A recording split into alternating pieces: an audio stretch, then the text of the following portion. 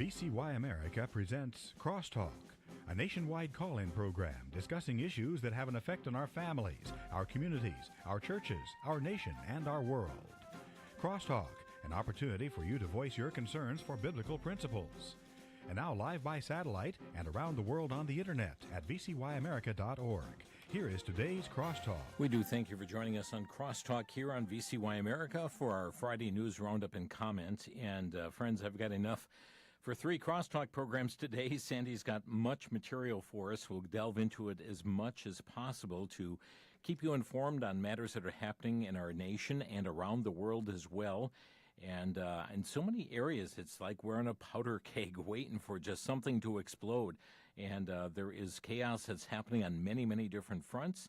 But friends, all the more important as we see the days grow darker, that the brighter our light shine for the Lord Jesus Christ. We're going to get into a number of stories here today and begin in the Middle East once again, as Iran has warned its Gulf neighbors of retaliation if the United States launches fresh strikes against it, reports Newsmax.com. And that raises the stakes of the military action by threatening Washington's closest regional allies. The warning was delivered through high-level diplomatic contacts, that is, after President Trump threatened last week to strike Iran's energy network and infrastructure. President Trump, though, did cancel that strike in hopes of reaching a deal over the nuclear program and reopening the Strait of Hormuz. Matter of fact, President Trump said that this is the last chance for Iran to sign a good agreement. And after he halted this major attack, he made comments from the Oval Office this past Monday. Here's what he had to say in part. I think we're going to maybe get something, but I want to give them every last chance before decapitation. Very tough to do what we have planned, still planned. We'll see what happens. But it's a very, very tough thing to do. I think I'm very proud of the fact that I'll give people a chance. This is a big move. To do an attack that big on a country, I'd rather not do it. Now, we've already, through lots of large attacks, but they were normal large. Hopefully they'll come to their senses, because what happened cannot have a nuclear weapon, but hopefully they'll come to their senses. So they called me and they said, please don't attack, we'll make a deal. That's the real truth, and everyone knows it. And who wouldn't call? And they found out through leaks and sleazebags, a lot of sleazebags, leakers. Leakers should be put in jail. They have to strengthen up the laws for leakers. But in this case, leakers helped, because they said the severity of the attack, and Iran knew it. They knew what was coming. It was going to come last night, and it would have gone on for a long time, and there'd be essentially very little left. There'd be nothing left. And if I'm given a chance to let a lot of people live, I want to give that chance.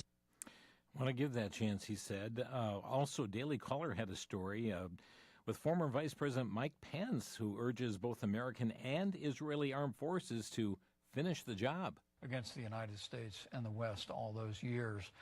But honestly, I think the president, after that first month where our military did a brilliant job taking down 13,000 military sites, I think the president has tried to create room for diplomacy. He's done that again over this weekend, even as we were marshaling military assets across the region. But I honestly think that the time has come for the President of the United States to unleash the armed forces of the United States, strike the remaining nuclear facilities in Iran, take down and degrade their ability to project force, not only in the Strait, but across the region. That's former Vice President Mike Pence on that issue. Worthy Christian News is reporting that Iran's Islamic regime is accelerating the execution of protesters in what human rights advocates described as a calculated campaign to terrorize the population and to prevent another worldwide uprising. Make that another nationwide uprising. July 28th, authorities publicly hanged 2 men in the square where they had reportedly participated in anti-government demonstrations during Iran's January uprising. Videos posted online appeared to show residents gathered in an attempt to stop the executions before security forces dispersed the crowd, reportedly injuring and arresting several others. Amnesty International said Iranian authorities have executed at least 26 people in cases connected to the January protest as of July 28th. RedState.com reporting that they've talked about how the cardboard Ayatollah Mujabi Khomeini has not been seen since the first attack on Operation Epic Fury, he was allegedly injured. There has not been a video or a recording of his voice. Well, it turns out we're not the only ones asking questions about the missing supreme leader. There's a report now about how the Iranian president, Masoud Pezeshkian, had tried to have a meeting with the leader, but it turned out as a more of a cloak and dagger exercise. The Iranian president was whisked to a secret location in Tehran, shoved in the back seat of a dark car with blacked out windows, and told he was sitting next to the supreme leader, except he never actually saw the man, according to the report. The meeting was only agreed to by Khomeini's office after the president repeatedly begged for one and threatened to quit. Even then, the supreme leader refused to meet at the official residence, as is custom. Instead, the president was driven to a secret location in Tehran, pulled from his own security convoy, and placed in the back of a commercial vehicle. The cabin was kept so dark that the two men could not see each other, with guards even barring the president from shaking the supreme leader's hand. The situation reportedly irritated the president, who asked aides whether the person beside him had actually been Khomeini at all, because all that he heard was someone talking in the dark. Not clear when this alleged meeting took place. Interesting story there. SRN News reporting that Iran said Wednesday that it and Oman are in the final stages of drafting a joint statement on a proposed navigation corridor through the Strait of Hormuz, while maintaining that any reopening of the strategic waterway will depend on changes in U.S. sanctions, or actions, that is, against Tehran. The Washington Times telling us President Trump insisted Thursday that the U.S. has ample military firepower and said he wants to prosecute leakers who told the media that supplies are running short. All Israel News telling us that Germany has delivered the largest submarine built since World War II to the Israeli Navy. It took place here the Israeli Navy just received that sub from Germany. Let's see, this from Worthy News. Turkey, Saudi Arabia, and Pakistan have signed a joint defense agreement in Saudi Arabia. By the way, that happened today. This agreement brings together three of the most military influential Sunni Muslim nations. Turkey, which possesses NATO's second largest military, Saudi Arabia, one of the world's largest defense spenders, and Pakistan, the Islamic world's only declared nuclear armed power. Development comes less than a year after Saudi Arabia and Pakistan signed their strategic mutual defense agreement in Riyadh in September of 2025. Epoch Times telling us that Yemen's Houthis said that they had launched a missile strike on a Saudi oil tanker off the coast of the kingdom's Red Sea port. This happened August 5. He added that the strike took a number of Saudi vessels that had been hit since the Houthis announced a blockade. And so we understand this attack of the Saudi oil tanker amid the Red Sea blockade. The Times of Israel reporting that anti-Semitic incidents in the UK have risen 21% in the first 6 months of 2026 compared to the same period last year, reaching the second highest total on record for the first half of a year. That's according to a new report published Wednesday morning by the Community Security Trust. They have tracked 1,926 anti-Jewish hate incidents between January and June. Physical attacks rose up sharply with 135 recorded anti-Semitic assaults, an 82% increase that's a year over year. Incidents in schools jumped 59%, while synagogue-related incidents surged by 31%. And let's see, Jordan, Jihad Watch reporting that Jordan has called emergency meeting of Muslim foreign ministers regarding an imminent threat of Israeli takeover of the Temple Mount.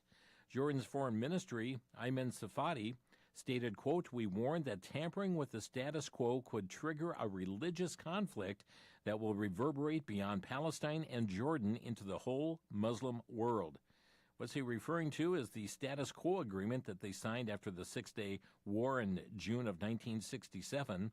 And under those terms, the Jordanian Religious Trust would retain control of the Temple Mount. Jews would be allowed to visit the site without restrictions, though they'd not be able to pray there. Israel would also take responsibility for security, though its forces would stay off the mount.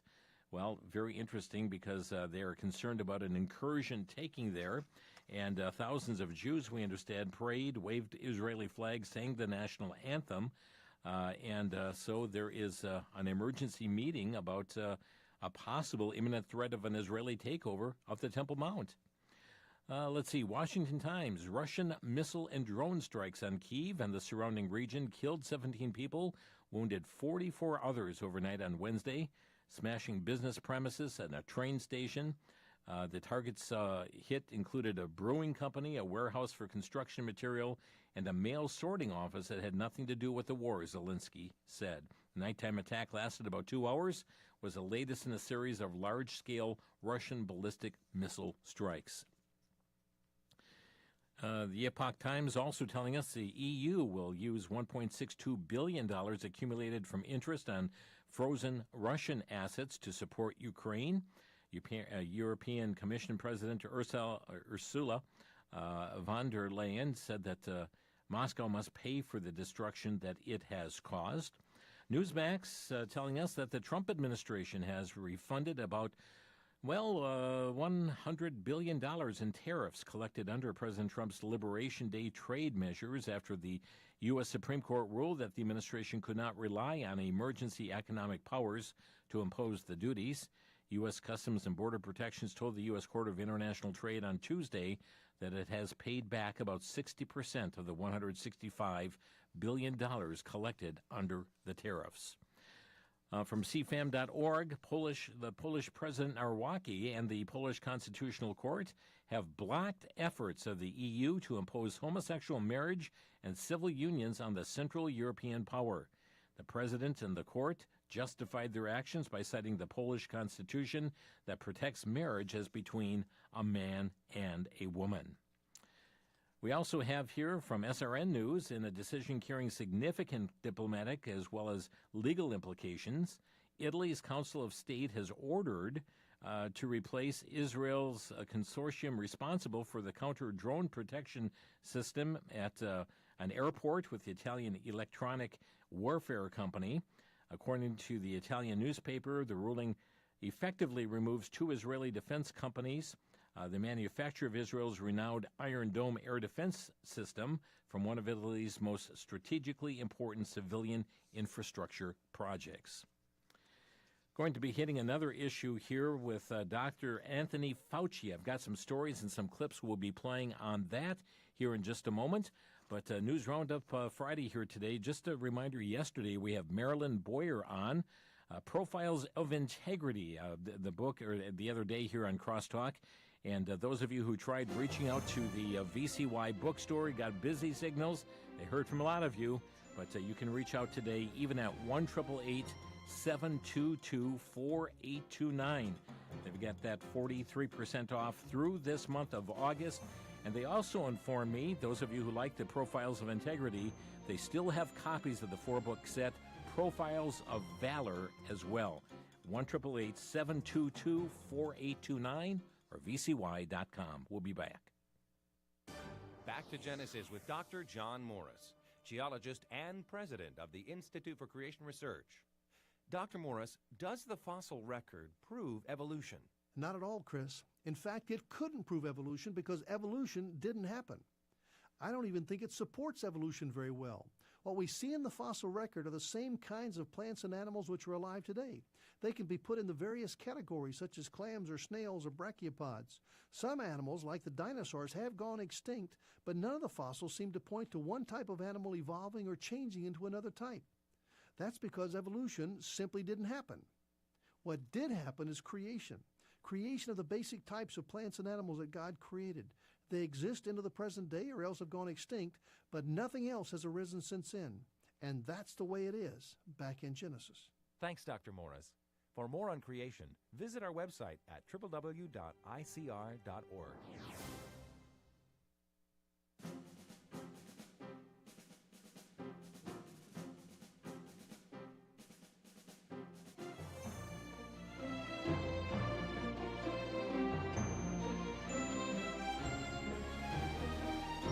This is Crosstalk on VCY America, a Friday News Roundup and Comment program here today. And yes, the hearings that happened with Dr. Anthony Fauci pleading the fifth over and over again. We played that extensively quite a bit of coverage, I should say. We wish I had time for the entire hearing, but we did hear from Congressman Jordan, Senator Jordan on that, and certainly interesting back and forth that happened there, with the fifth being pled some 111 times. Washington Times is reporting a Senate committee voted yesterday to hold Dr. Fauci in criminal contempt of Congress for refusing to answer senators' questions about his decisions and actions during the pandemic. The vote was 8-5, with 2 additional no votes cast by proxy, so 8-7 total. Usually the next step would be to have a contempt resolution go to the full Senate. However, Rand Paul on Thursday asked the Justice Department, actually it was, by the way, Senator Hawley, not Jordan. It was Senator Hawley that we featured last Friday, so got that corrected. But Senator Paul yesterday asked the Justice Department to prosecute Dr. Fauci for refusing to answer the questions, and he sent the referral after the chair, the committee he chairs, approved this contempt resolution on a party line vote. The resolution accuses Fauci of failing to obey a congressional subpoena. In addition to that, Just the News is reporting that the Florida Attorney General James Othmeyer has subpoenaed Dr. Fauci Wednesday as part of an investigation into whether Fauci improperly used his position for personal gain. Othmeyer said that he is teaming up with the Attorney Generals of West Virginia and Louisiana to look into awards, professional opportunities, financial incentives, grants, and COVID guidance that impacted their states. Now, it's very interesting because there's some audio that's resurfaced from 2022 regarding Dr. Fauci, and the person speaking on this was none other than Dr. John MacArthur. Here's what he had to say. Anthony Fauci would be a classic illustration of a guy no one should trust. I think there are some scientists who are more honest than others. The honest scientists you don't see in politics. What you get is guys who have been politicized, who are in it for the money and the power. That's what we've been subject to. Dr. John MacArthur on Dr. Anthony Fauci. Daily Signal is reporting efforts to advance the Save America Act received a boost Wednesday afternoon following what Senator Mike Lee of Utah described as a very productive Senate Republican meeting. He said they moved this to a very favorable direction, talking now much more about how best this to be done, whether to stay and work on the Save America Act, but what procedural vehicle to use in order to get this thing done. We talked about this on previous programs, but they're talking about a procedural vehicle in the $95 billion House-passed budget resolution. It's a potential reconciliation package in which portions of the Save America Act could be included. The holdup is that the Senate must still add its own instructions to the House's budget resolution. Senate Budget Committee Chair Ron Johnson envisions a package involving 11 Senate committees with Homeland Security playing a lead role. And they would only allow for limited Save America provisions to be included. And they say likely the option would be to grant a program to allow states to voluntarily implement voter ID requirements. Interesting indeed as to see where that's going. But, friends, you can continue to reach out to, especially your members of the Senate, at 202-224-3121. Worthy News telling us President Trump signed 2 executive actions yesterday aimed at restricting birth tourism and limiting automatic citizenship in certain cases. One order seeks to restrict citizen claims involving children born in the U.S. to foreign nationals who allegedly entered the country through fraud or traveled primarily to secure American citizenship for their child. The second directs the Department of State and Homeland Security to strengthen visa screening and to develop additional policies targeting the commercial birth tourism industry. He said this is about people coming into our country for the purpose of having a baby and taking advantage of our citizenship laws. The Wisconsin Examiner reporting a federal judge lifted a stay Wednesday on the termination of temporary protections for hundreds of thousands of Haitians in order to comply with the U.S. Supreme Court ruling that cleared the way for the Trump administration to remove their legal status and open them up for deportations. The order from Judge Anna Reyes means that between 330,000 and 350,000 Haitians living in the U.S. have lost their temporary protection status, even while legal arguments on a racial discrimination claim are continuing. The Epoch Times also reporting the Trump administration will require some prospective immigrants to post a bond to receive a U.S. visa. That's in a move designed to ensure those who come to America have the financial means to support themselves without relying on public existence and subsistence. Headlines, USA.com, the State Department Wednesday offered a $25 million reward for information leading to the capture of Juan Carlos Gonzalez. That's scaling up pressure on a U.S. citizen who has emerged as a figurehead of Mexico's most powerful cartel. That $25 million was bumped up from a $5 million amount. Washington Examiner reports that the White House has launched fraud.gov yesterday. That's a tracking website with the administration's crackdown on fraud across federal agencies. And we know Vice President J.D. Vance has been appointed chair of the task force. Again, that is fraud.gov. The Center Square, a new lawsuit challenging the Wisconsin law that will allow for mobile sports wagering to be legal across the state, has been undertaken now. The Brown County Taxpayer Association and Citizens Defending Liberty sued, stating that the law is unconstitutional because of Wisconsin's ban on the legislature authoring gambling in any form, and stating that Governor Evers' plan to negotiate tribal gaming pacts violates the Equal Protection Doctrine by allowing for this benefit based upon race. Lawsuit was filed by the Wisconsin Institute for Law and Liberty. Interesting elections this week. This from the Daily Signal. The progressive candidate, Abdul Al-Sayed, narrowly won the Democratic nomination for Michigan Senate seat on Tuesday, according to the Associated Press. He beat out Representative Haley Stevens by fewer than 15,000 votes, or 1% of the vote. He now will face Republican Mike Rogers in the November general election. El-Sayed was endorsed by Bernie Sanders, who identifies as a Democratic socialist. He campaigned numerous times with squad members like Ilhan Omar, Rashida Tlaib, Ayanna Pressley. Also appeared at campaign events with controversial Twitch streamer Hassan Piker, who once said the United States deserved 9/11. And also, this is Malat Quiroz, who booted longtime Denver Democrat, 15-term leftist Diana DeGette from her seat in Congress during her party's primary just weeks ago. Story on WND.com. She is an immigrant from Ethiopia. Her candidacy is based on components that would be found in communism, like Medicare for all, abolishing ICE, universal child care, control by the government workers' rights, and federal control of housing. Now she's pushed her agenda to demand socialism to an extreme, insisting that socialism is actually more American than capitalism. Very interesting. And she said even more than capitalism. So let's listen into that clip here from Colorado. I don't think there's anything more American than subscribing to an economic philosophy that, as the evidence shows, is the only one that's actually capable of delivering things like life, liberty, and the pursuit of happiness. I really can't think of anything else. Socialism has proven to deliver on the values of the Declaration of Independence more than capitalism has. Yeah.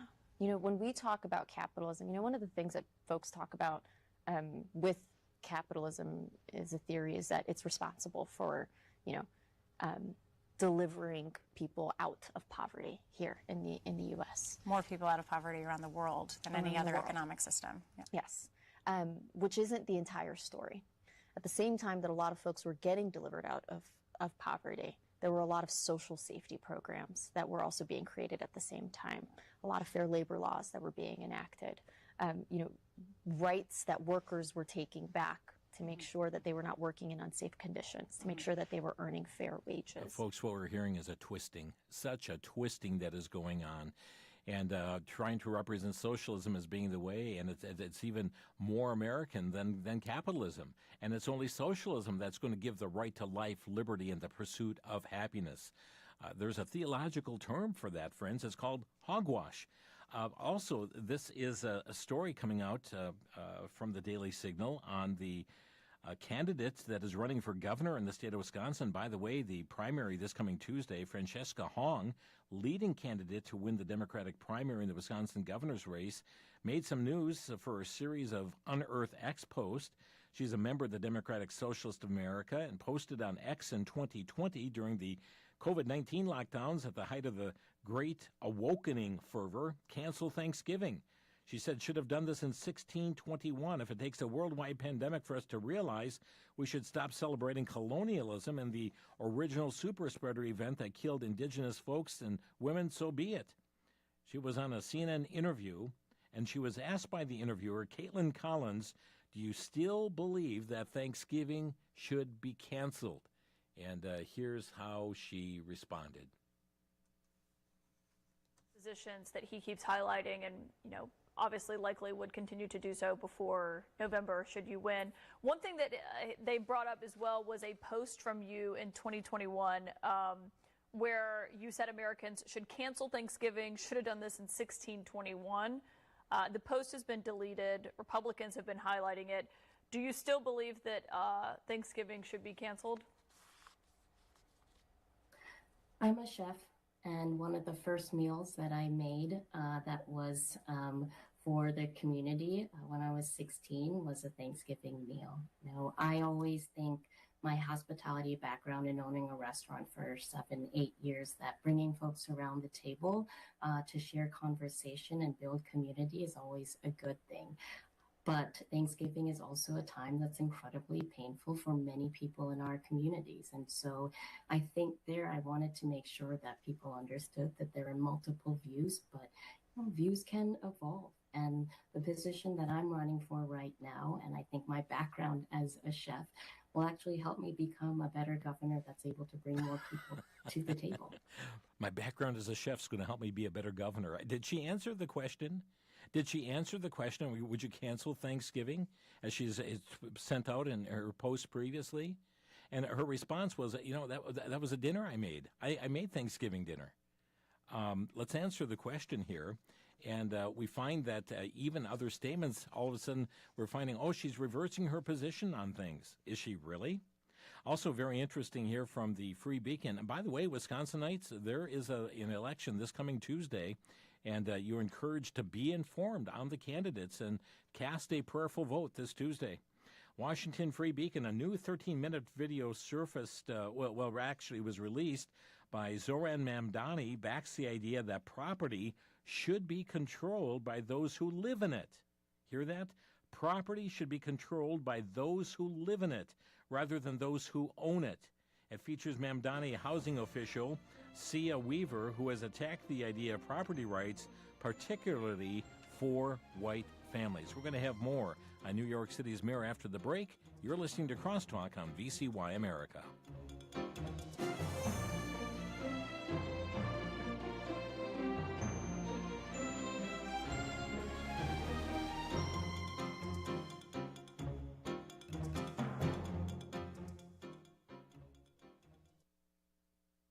If you're the wife of someone who is in ministry, you have the most exciting, challenging, frustrating, fulfilling, joyful, terrifying, blessed, stressful, rewarding, and amazing job in the world. And some days, it's all of those things at once. On such days, you need a friend who knows and understands how you feel. Claudia Barba is such a person. In her book, The Monday Morning Club, Claudia draws from her own experiences as she writes with love and gentle humor about the joys and absurdities of ministry life. As you read her book, you will learn that you are not alone. She has been right alongside her husband, Dave Barba, planning churches and itinerant evangelism ministry. The Monday Morning Club, available for a donation of $15 by calling VCY, 1-800-729-9829.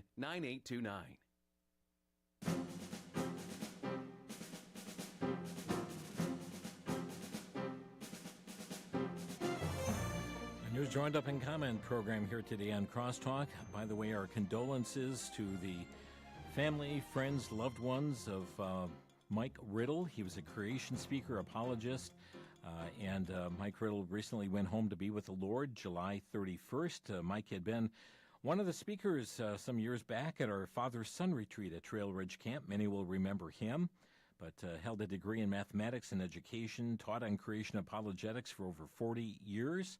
His primary emphasis being to teach the teachers, Ken Ham says, so even more people could be impacted by the message.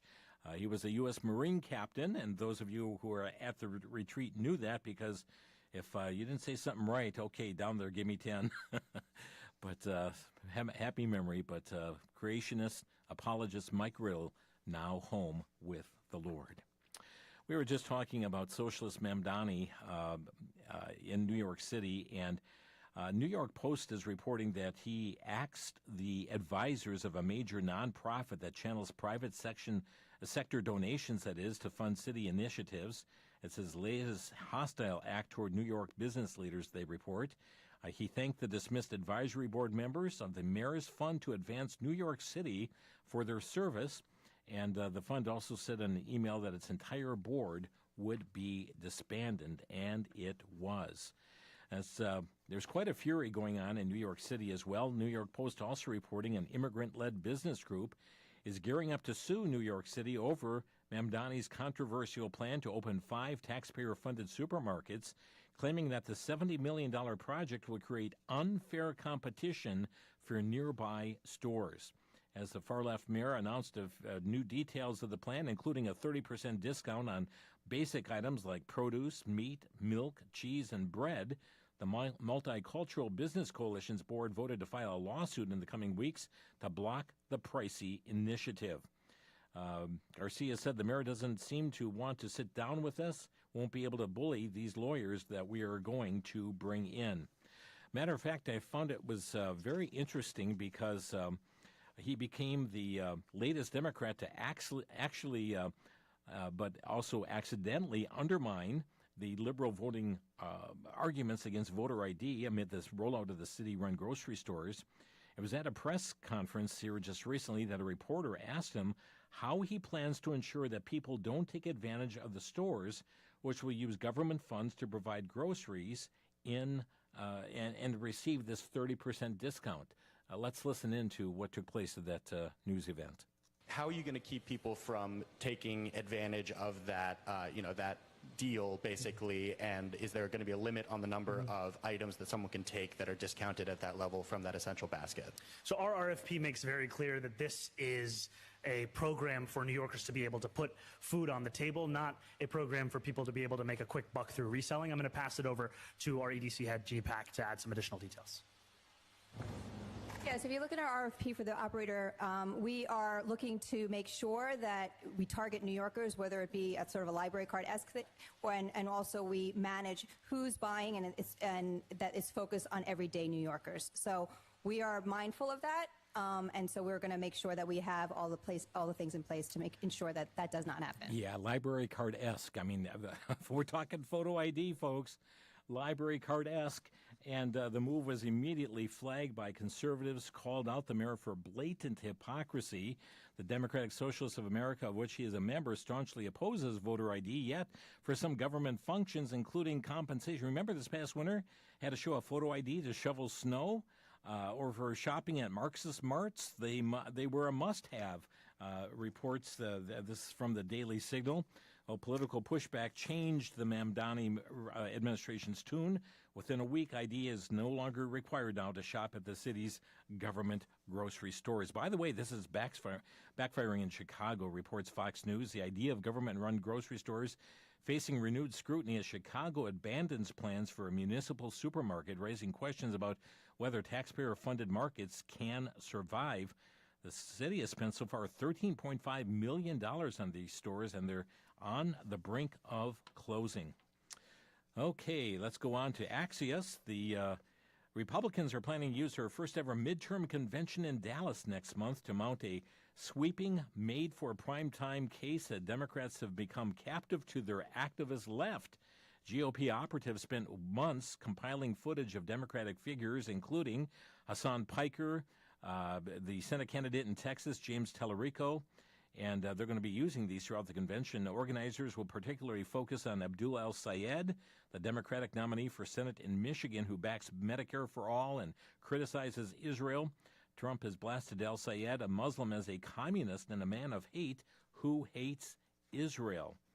By the way, though, there is a 53% of Gen Z has a positive view of socialism. This is a poll that's reported in the Daily Torch. This is a generation now removed from the Cold War, and four generations from World War II. Suddenly, alternatives to capitalism don't look so bad to them. Only 23% of Gen Z viewing socialism unfavorably, 53% favorably.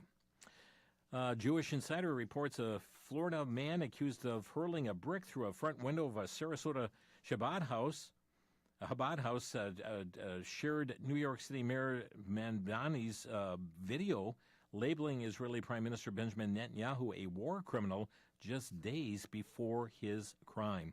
Also in Dearborn, Michigan, tens of thousands, this is from Pamela Geller, tens of thousands flooded Michigan last weekend in a massive Islamic procession. Black flags, Arabic chants, Hezbollah-linked imagery. It was a scene that was just ripped straight out of the Middle East. Not a cultural festival, it was a victory parade, she says, a living reminder that Dearborn has already been conquered without a single shot fired. Those who are Christians and Jews reduced to second-class citizens. Participants were waving flags of U.S.-designated terrorist group like Iraqi Hezbollah, the Iran-backed Iraqi PMU flags, and they wore Lebanese Hezbollah headbands as well at this massive demonstration.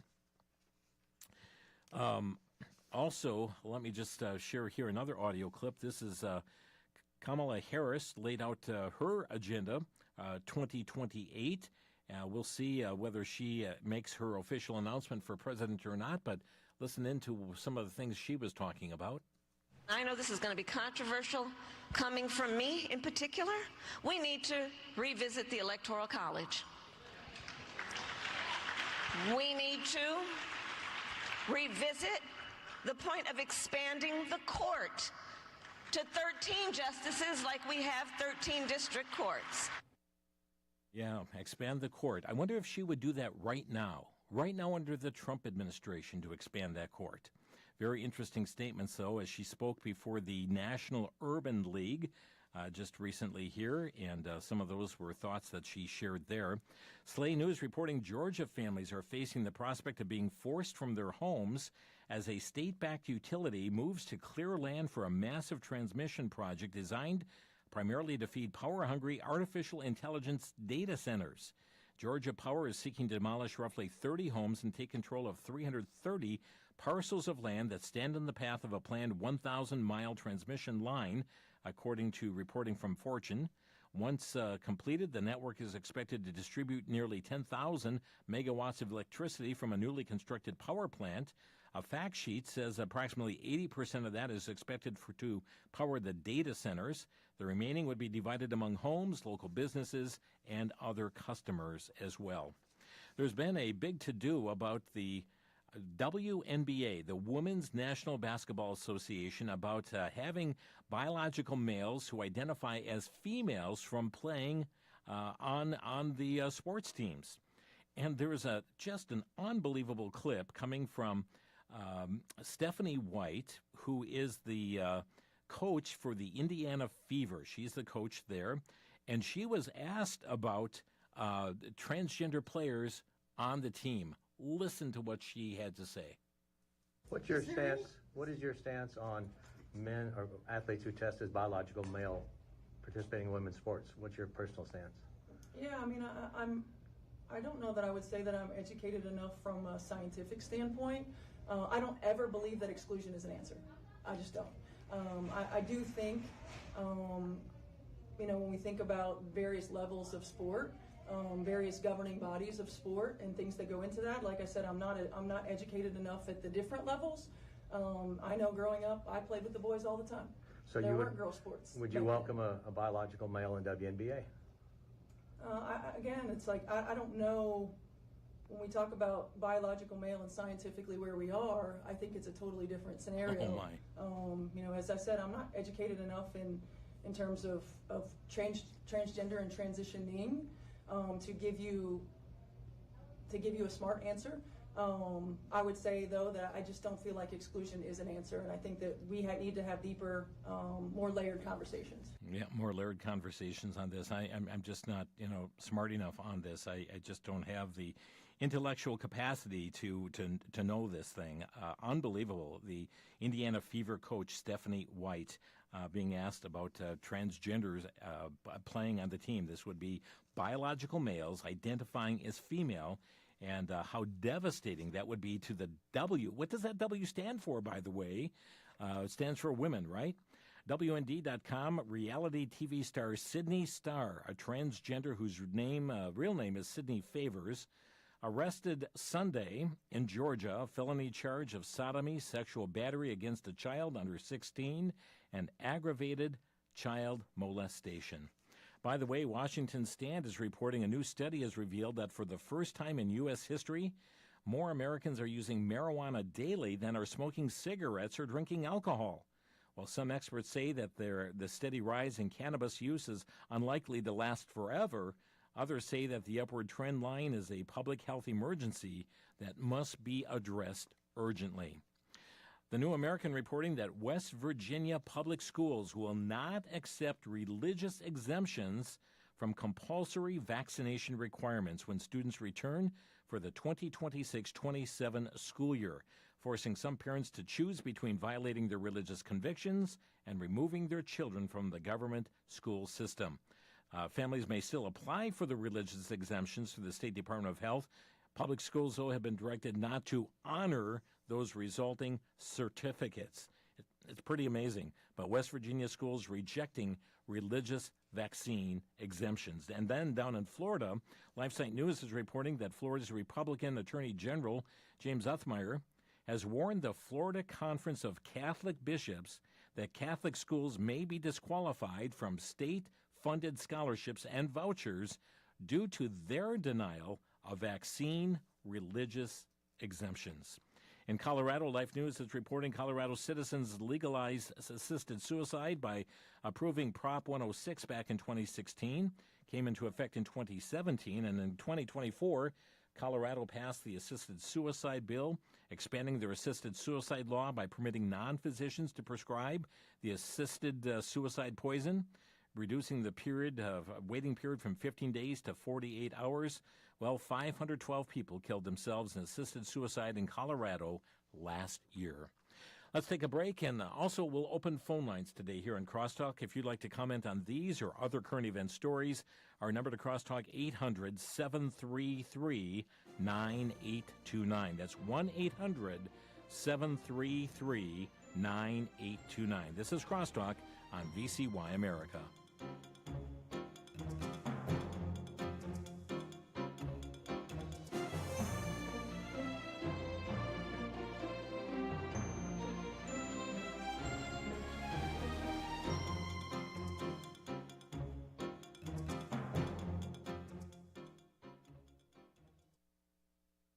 For the Worldview Report, I'm Brandon House. Our website's worldviewtube.com. There's an article at I-24 News. Are you ready for it? 1 finger prick, 30 seconds, 0 lab results inside the world's fastest portable blood test. Folks, I recently had some blood taken. It had to be overnighted to be analyzed. Now we wait for the results. Guess what? There's a company that has just developed the ability to get lab results in a matter of 30 seconds with 1 finger prick, and it's already saving lives, and it can be used in a home hospital situation, in a hospital, or on the battlefield. And guess who developed it, folks? Are you ready? Israeli technology. It's coming out of Israel. And this is exactly what Genesis chapter 12 speaks about. this nation, being a blessing to the whole world. Where are the BDS, the boycott, divestment, sanction crowd now? Israeli technology saving lives again.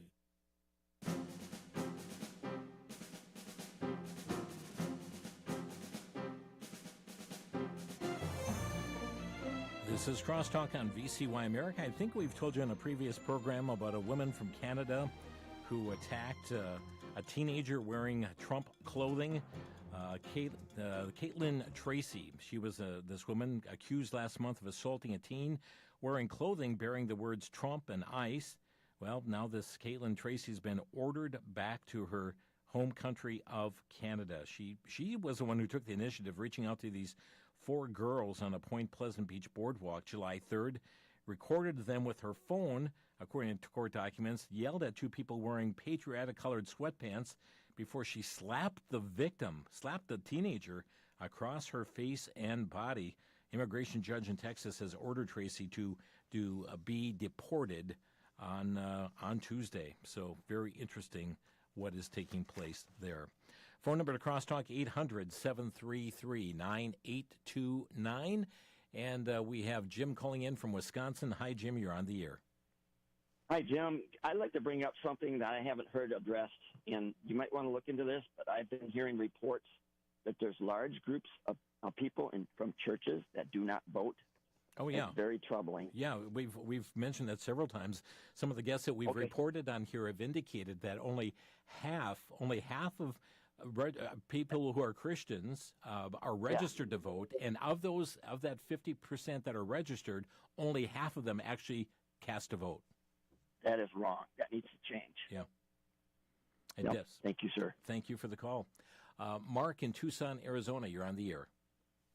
Hey, Jim. I just wanted to borrow from Donald Trump-style lingo.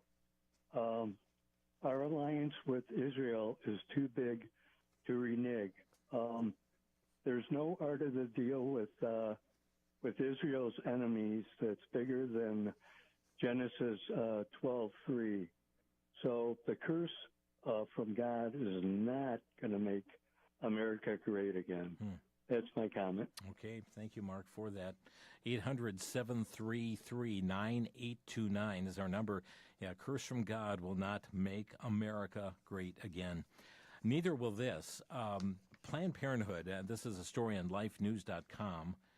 Planned Parenthood has now defined abortion as gender-affirming care. It was a social media post that they put out declaring that reproductive freedom means every person gets to decide what's right for their own body, no exceptions. They made the claim less than 1 month after Planned Parenthood's federal funding resumed, as the organization has increasingly cashed in on expanding transgender procedures for minors and now calls abortion itself, the murdering of life in the womb, as being gender-affirming care. By the way, the Epoch Times reports that the cybersecurity company, I think it's Vulinchek, said on August 5th that it has found more than 20 models of a Chinese-made wireless router sold worldwide contain a hidden backdoor that could allow unauthorized access to devices connected to the network. The finding adds to the growing Western concerns about cybersecurity risks posed by Chinese-made networking equipment. Jacob Baines, the chief technology officer who found the backdoor, said in a blog post that the vulnerability, dubbed Endless Doors, affects routers manufactured by Shenzhen Zibotong Electronics Company and sold under like a Wi-Flyer brand name and ZBT Link. They serve as a gateway between internet-connected devices and the wider internet itself. He estimates there's at least 100,000 of these routers that are deployed worldwide as well. Also, interesting out of Arizona, Just the News telling us Arizona's largest county suffered a significant breach of its election data in the days before the 2020 presidential election when a self-described hacker foiled security and obtained 633,000 voter registration files, but the Biden Justice Department and local prosecutors declined to bring charges even after the FBI got the suspect to confess. The scraping of Maricopa County's voter registration caused an extensive FBI investigation that led agents to a home in Fountain Hills, Arizona. The man the FBI confronted admitted he wrote a computer script to exploit the county voter system's security and scraped the files, which included 930 with sensitive voter information like domestic violence victims, judges, and law enforcement officers, according to the FBI case files. Oh, how we need integrity into the voter process, the whole election process. Fox News telling us a coalition of communist, socialist, and left-wing activist organizations have helped drive nearly 2 weeks of protest in a sprawling encampment in Madison, Wisconsin. This is following the fatal police shooting of a man, Corey Ruiz, with the demonstrations later escalating into clashes with police, street fires, blocked intersections, and again, people, follow the money? Communist Socialist Network helping to fuel just these very actions as well. Troubling news, jpost.com has it. Educators in Connecticut must develop curriculum materials for Islamic and Arab studies, according to a new state law that went into effect earlier this month. The new law that appears as July, appears as a small provision in a larger bill, requires the State Board of Education to make curricular materials available to school boards on Islamic and Arab studies and encourage them to provide this instructions. It's now, I guess, what do we have? Educational jihad taking place in this.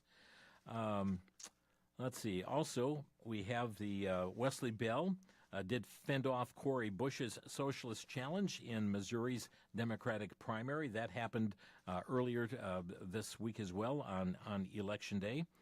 And so much more that is happening in our world today. But friends, certainly the days are growing darker. But the darker the night, as we said at the beginning of the program, the brighter the light shines. And how important it is for us to share the good news of the gospel in such a time as this.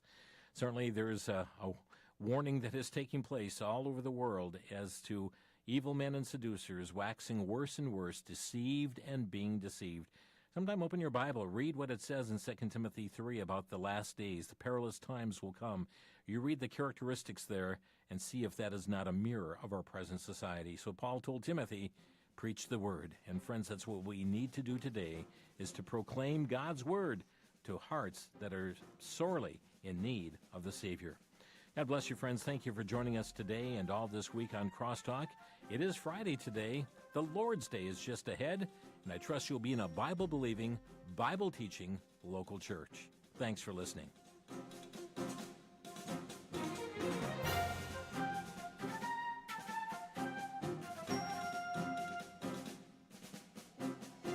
You've been listening to Crosstalk via satellite and the internet from VCY America.